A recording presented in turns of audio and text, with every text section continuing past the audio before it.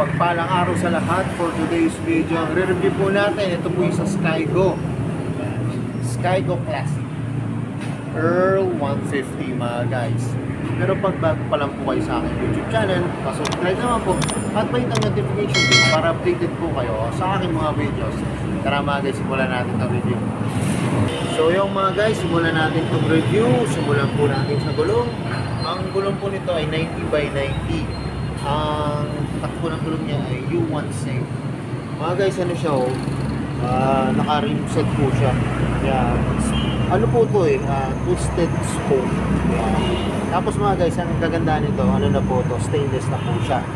Tapos ito po yung kanyang front shock yan, hand lock po. Tapos ito po yung kanyang disc brake. Mga guys, ang laki na kanyang disc brake, sa ang ganda po ng design. Tapos ito po yung kanyang brake caliper, yan, matte lock din po. Tapos ito po yung kanyang fender sa harap, yan, glossy po na rin mga guys. Tapos ito po yung kanyang headlight. Yan. Ang headlight po nito ay bulb type po. Tapos ito po yung kanyang signal light, yan, magkabila po. Maganda po, flexible naman po, hindi po siya madaling babalik. Tapos may naka, ano po dito na Skygo, yan, logo po. Tapos maganda dito mga guys, may reflector po siya, yan, para pagka naliko tayo, lalong-lalo na po sa gabi, yan, kita po tayo. Tapos mga guys, ito yung kanyang likod na gulong. Ang sukat naman po nito ay 110. Yan, 110 by 80 po mga guys. Tapos 17 din po. Tapos drum brake po siya. Yan. Drum brake. Maganda dito mga guys, yung pagka-drum brake niya, matte lock. Yan. Tapos ito po yung kanyang swing arm. Ang ganda po. Ano po siya, glossy po siya na black. Tapos ito po yung kanyang pipe. Ganda po ng design ng pipe nyo. Parang may extension po dito. Yan. Tapos ito po yung kanyang key guard. Yan. Ano po siya, stainless po siya. Tapos mga guys, ito po yung kanyang rear shock. Yan. Ganda po, matte lock siya. Tapos yung spring niya po, ano po, silver po yung kulay. Tapos maganda dito, pwede po siyang i-adjust para kung gusto nyo babaan o taasan mga guys. Tapos ito yung tapakan ng kanyang angkasan. Yan, pabilog po na may rubber. Saka maganda mga guys yung matibay kasi may sarili siyang bracket. Yan. Tapos mga guys, ito yung kanyang tail light. Yan. Yan, bulb type po. Tapos ito po yung kanyang signal light na magkabila. Tapos mga guys, ito yung fender. Yan. Magandaan nito mga guys, meron na siyang sariling lagay ng plaka. Tapos may reflectorize po dito para sa gabi kita po tayo. Lalo na po pag tinamaan po ito ng, ng sasakyan sa likod, yung headlight po nila, kita-kita po tayo. Tapos mga guys, so kita nyo, ang ganda ng spike nito. Yan, ang lalalim po ng spike. Tapos mga guys, ito yung kanyang engine. Yan. May nakalagay po dito Skygo. Tapos ito po yung kanyang gear pedal. Yan. Silver po siya. Tapos may rubber po dito. Tapos ito po yung tapakan ng driver mga guys. Maganda rin po, matibay. Tapos ano siya, yung side stand po at center stand ay glossy po na black. Tapos kita nyo mga guys, ang ganda po ng kanyang decal. So minimal lang po yan nakalagay, Skygo Classic Earl 150. Tapos sa kabila mga guys, ito yung kanyang brake pedal. Yan. Kulay silver din po. Tapos ito po yung kanyang kickstart. Maganda yung kickstart niya mga guys. Classic ang dating. Silver po siya. Tapos mayroon siyang rubber. Yan. Tapos mga guys, ito yung upuan niya. Yan. Ganda po ng design. Classic na classic. Saka malambot siya. Yan. Tapos yung ginamit na material po yan.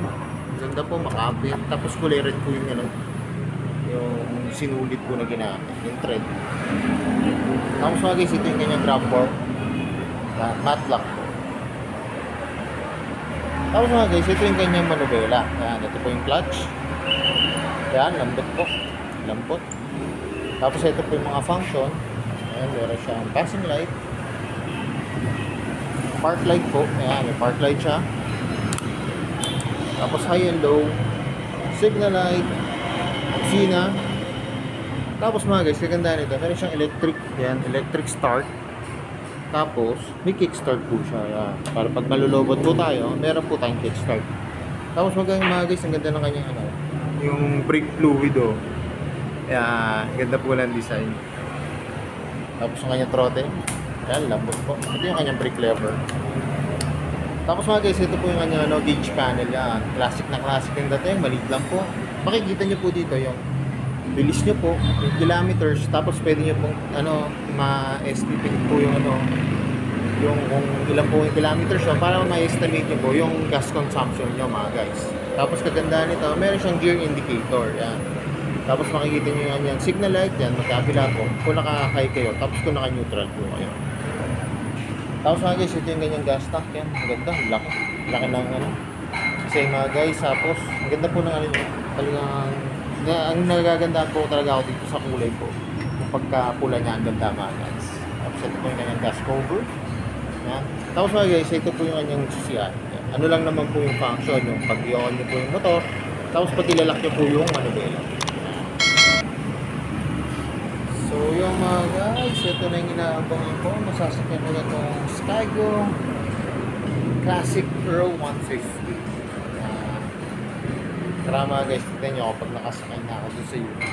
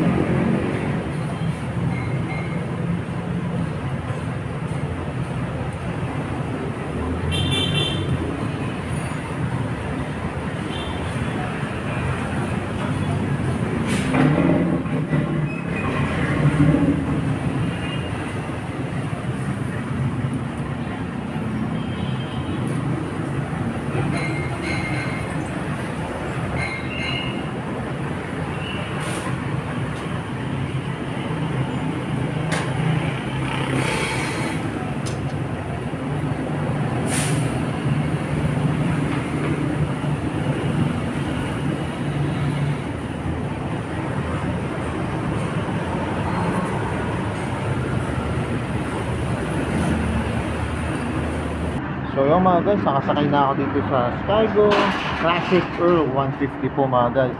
Yan, pagka nasakyan to mga guys, talagang yung upuan po, napakalambot, napaka-komportable. Tapos spacious pa po siya para po dun sa passenger nyo. Tapos ito po yung kanyang gas tank. Yan, komportable naman mga guys, hindi siya yung parang nakakailang o nakakangalay kasi kahit malaki po siya, tamang-tama lang po to. Tapos kahit po matatangkad na rider o driver po, ayos na ayos to mga guys. Tapos yung kanyang gear pedal, yan, lambot din po. Pati yung kanyang brake. Yan. Tapos mga guys, maganda nito kanina ko labas, abot na abot ko siya.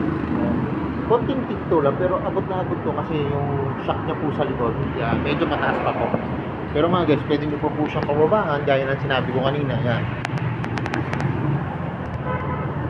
Pwede nyo pa po siyang pagbabaan ng kahit isa pa po, para lalo bumaba po mga guys. So yung mga guys, saka nga po lang mga guys, napaka elegante po kasi napaka-classic po nung dating niya pag nakita nyo sa manubela po.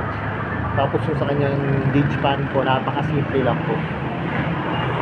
So yung mga guys, alam ko ito na inaabangan nyo, magkano ba ngayon itong Skygo Classic Earl 150 po.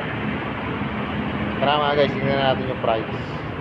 So yung mga guys, dito po sa Skygo International Motorcycle, yan, dito po yan sa may Balibago, Santa Rosa. Ang Earl 150 na Skygo po ay yan po, ang kanyang cash price po ay 53,000. Pag kukunin nyo po siya ng 12 months, 5,447 pesos. Tapos pag 24 months or 2 years, 3,348 pesos. Tapos pag 36 months or 3 years, 2,611 pesos mga guys. Yan, yung mga guys, kung naghahanap po kayo ng classic mukhang cafe racer na tapos affordable pa po mga guys. So yun, nakita nyo yung cash price niya, 53,000 lang po, affordable.